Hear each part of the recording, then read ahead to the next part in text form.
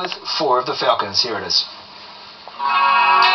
Newcastle may have become a household name for Kiwi fans thanks to Carl Heyman, but the big tight head is not the only New Zealander plying his trade in the north of England. A total of 6 Kiwis are currently on the club's books, and we caught up with 4 of them for a family feed.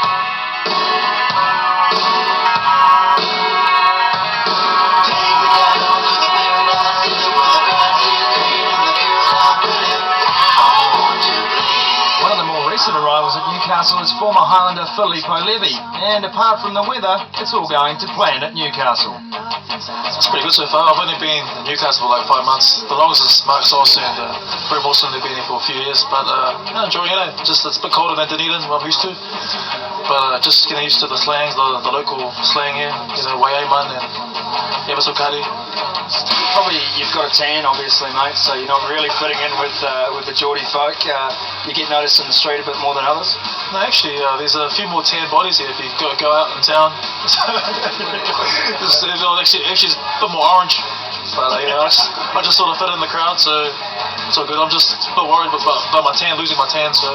Former New Zealand Sevens player Brent Wilson lost his tan a long time ago, having moved to Newcastle early in his career. Yeah, left pretty early. I was kind of at that stage. I was thinking give it another year or so and see how we went. But got a good offer, so I thought why not have that OE and ended up here for a few years now. So all going well. So pretty happy. Now that Gopper's arrived, you're probably having to do a lot more defensive work in that 7-10 channel. So how are the shoulders hanging up? Yeah, he's keeping me busy. No, it's still pretty good. It's good to have Jimmy here, a bit of direction. It's been good this season, so yeah, hope all goes well this season to see where we go and end up. So hopefully you've got a Heineken Rugby next year.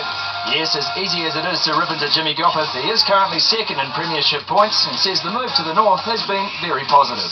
Obviously a little bit different than back in the hometown, but no, it's really enjoyable. I suppose the town's made it pretty comfortable to fit in, and it's a pretty relaxed sort of atmosphere around here, which is pretty cool. Obviously it's a lot easier when you've got that Kiwi contingent here, and most of the Kiwis have got family and little kids, so it's made our job a lot easier fitting in with the lifestyle, and one we're really enjoying. One of the longest serving New Zealanders is lock Mark Sorensen, who knows all about the rigours of Premiership Rugby at Newcastle. Yeah, I suppose you sort of get to mid-season, it feels like we've been playing forever, and you look at the table and we've still got sort of 14 to 15 games to go, so it's a pretty interesting test here mentally. Coaches are pretty aware that they've got to sort of lighten up the trainings a little, but at the same time we've got to get the balance right. So, but I mean, things keep interesting when you're playing in Europe and different competitions. That's a great looking sandwich, and you bet it is a Filippo Levy Samoan special. I told the owner if he's got any pork, because pork's quite important to the Samoan diet. There's Samoan steroids, so he actually started making some, and I told him the most important thing of the pork is the crackling. The crackling is there, I'm happy. No, all the boys are eating it now. And with lunch settling in the gut, who does Sauce reckon is the hardest opponent in the Premiership?